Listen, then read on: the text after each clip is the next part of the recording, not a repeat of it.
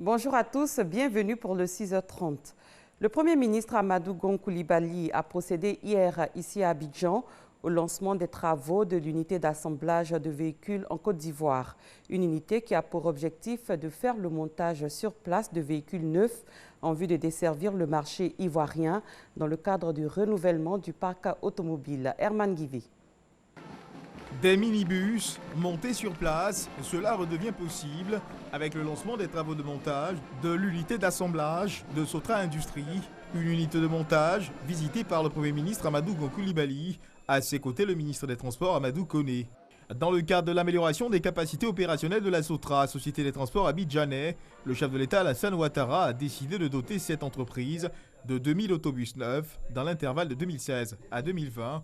Après les 500 autobus neufs Tata acquis en 2017, dont nos compatriotes sont satisfaits, et dans un souci de diversification du parc auto de la Sotra, 500 autres autobus neufs de marque, cette fois-ci Iveco, sont en cours d'acquisition par la Sotra. Nous lançons les travaux pour l'installation à Abidjan dans Sotra Industrie de notre première unité de production de minibus. La deuxième phase consistera non seulement à produire donc, ces minibus, mais à produire également des minibus spécifiques dédiés au transport froid, camions frigorifiques. L'entreprise de transport, elle, se dit prête à relever les défis à venir. Monsieur le Premier ministre, face à ces efforts déployés par le gouvernement, au profit de la Sotra, je voudrais prendre l'engagement ici et solennellement d'œuvrer avec vigueur et détermination à assurer la bonne marche de la société en vue d'assurer pleinement le rôle qui lui est assigné. Toutes ces actions engagées par le gouvernement ont pour objectif d'améliorer la mobilité des Ivoiriens, avec en perspective la création de nouveaux emplois. Source d'emploi pour les jeunes, il aura donc un impact social et économique très fort. Mesdames et messieurs, la Côte d'Ivoire, notre pays, est en train de renouer avec les grandes réalisations depuis 7 ans, sous la haute égide du président Alassane Ouattara.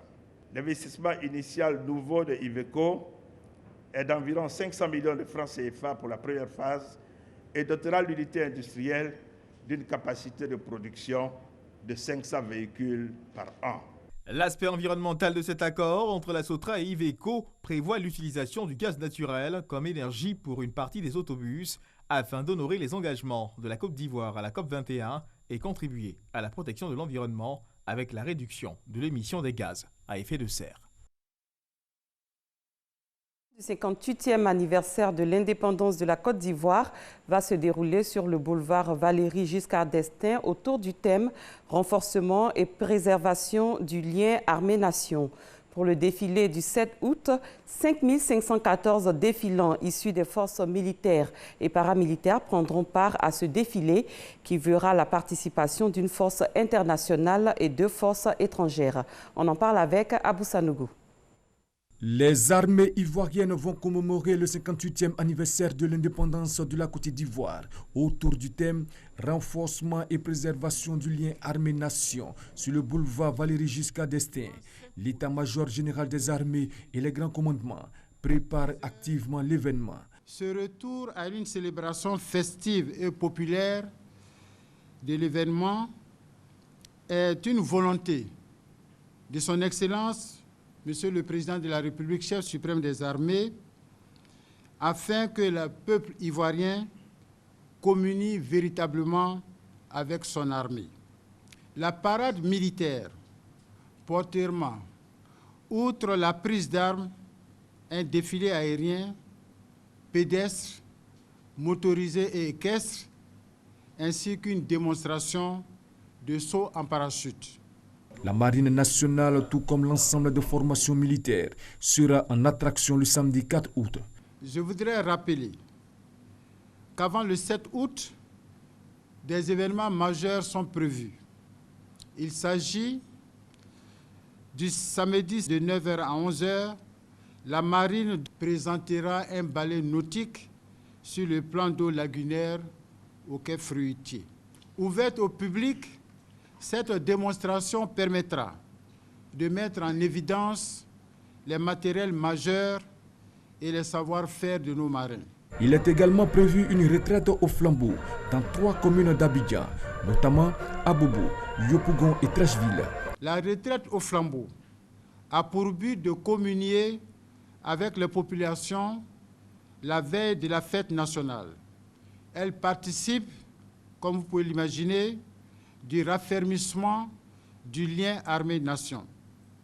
Les troupes qui prendront part à la retraite au flambeau sont au nombre de 750 et proviennent des armées, de la gendarmerie nationale, de la police nationale, des directions des douanes, des eaux et forêts, des affaires maritimes et portuaires. La parade militaire du 7 août comprendra 5 tableaux. Le défilé aérien, le défilé pédestre avec 51 détachements dont 3 détachements étrangers, le défilé motorisé, le défilé équestre avec des policiers à cheval et les sauts en parachute effectués par des chuteurs opérationnels à une altitude de 2500 mètres. Au total, 5514 défilants issus de corps militaires et paramilitaires vont prendre part à ce défilé en présence du président de la République Alassane Ouattara, chef suprême des armées. Comme toutes les années, à l'occasion de la célébration de la fête de l'indépendance, un business se met en marche. Certains secteurs d'activité se frottent clairement les mains. Pour les vendeurs de gadgets orange, blanc, vert, par exemple, le 7 août est une occasion pour doper les chiffres d'affaires. Ils attirent les clients en proposant surtout des drapeaux tricolores. Lancine Bakayuku. 7 août, journée du souvenir pour certains, fête commerciale pour d'autres. Les rues de la capitale économique, Abidjan, retrouvent des couleurs où se mêlent l'orange, le blanc et le vert, symbole de la fête nationale ivoirienne. À quelques jours de la célébration officielle, les affaires s'annoncent relativement bien pour Sylvie, un grossiste. Au téléphone, les commandes commencent à arriver. Allô? Oui, bonjour monsieur. Oui, j'appelle le on est libre pour faire votre commande. D'autres acheteurs particuliers comme Deignan font le déplacement pour se procurer des drapeaux tricolores. Aujourd'hui, ce fonctionnaire est venu acheter une demi-douzaine de drapeaux et espère qu'il sera servi à temps. Chaque année, il effectue le même geste qu'à la fête de l'indépendance. Ce sont des moments à ne pas oublier. L'indépendance d'un pays, vous savez, c'est une liberté. Donc la liberté, quand il suffit qu'on voit l'orange, blanc, vert, il suffit presque tout.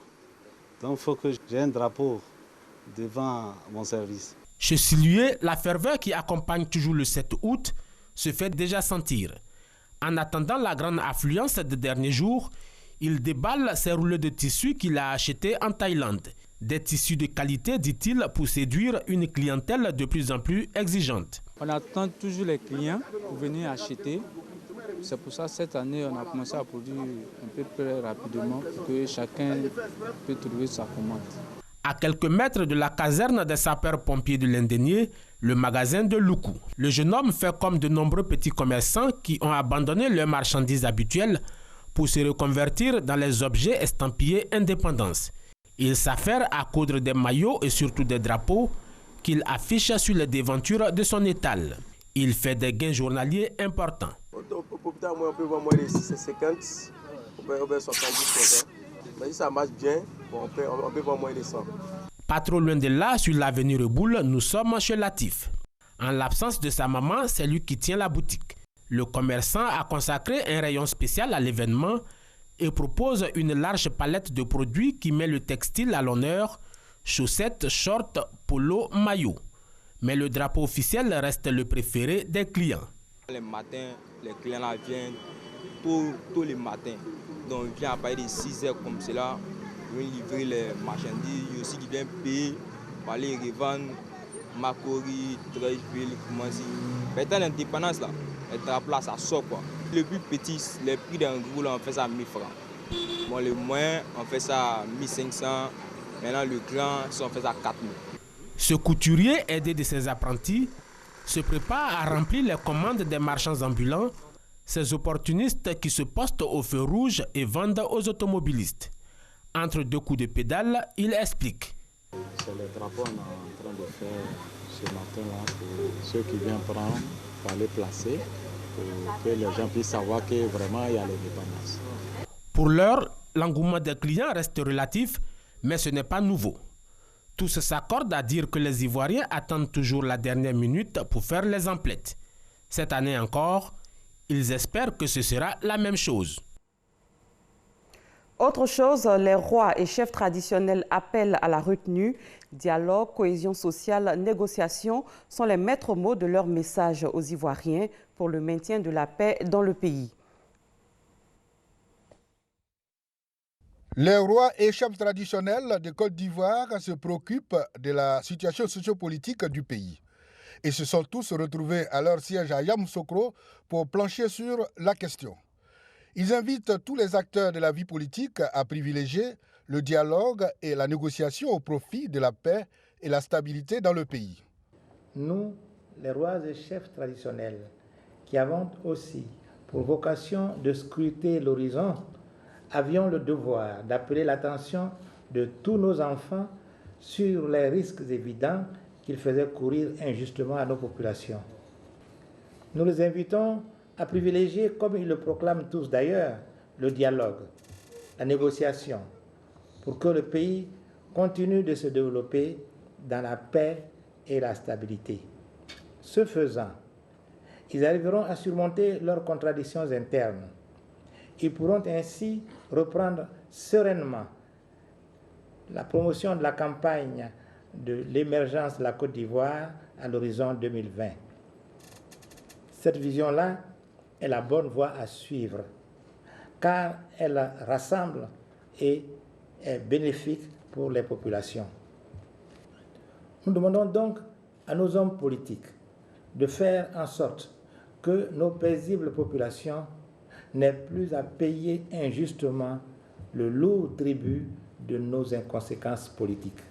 Sur cette base, si la Constitution permet à l'actuel président de la République de se présenter à l'élection présidentielle de 2020, et si les situations politiques générales interpellent le pays, il ne devrait pas lui être méconnu son droit d'être candidat. Par ailleurs, ce droit doit être reconnu à tout citoyen qui remplit toutes les conditions exigées par la Constitution. Dans tous les cas, le vœu des rois et chefs traditionnels est que le candidat qui sera élu soit celui qui fera l'objet d'un consensus national. La Côte d'Ivoire mérite de continuer à aller de l'avant. Nous ne devons plus ni reculer, ni même stagner. Les rois et chefs traditionnels de Côte d'Ivoire se proposent de rencontrer incessamment tous les acteurs politiques ivoiriens. Reportage signé Charles Tatou. À l'étranger, au Zimbabwe, Emerson Mnangagwa a été élu président dès le premier tour, une victoire rejetée par l'opposition, laissant craindre de nouveaux troubles après la répression meurtrière d'une manifestation d'opposants le mercredi dernier. Au moins 29 personnes sont mortes et 81 blessées dans le double attentat suicide qui a frappé hier à l'heure de la prière une mosquée chiite de Gardès dans l'est de l'Afghanistan. C'est la fin de ce 6h30. Merci de l'avoir suivi. Très bon début de journée à tous et à toutes.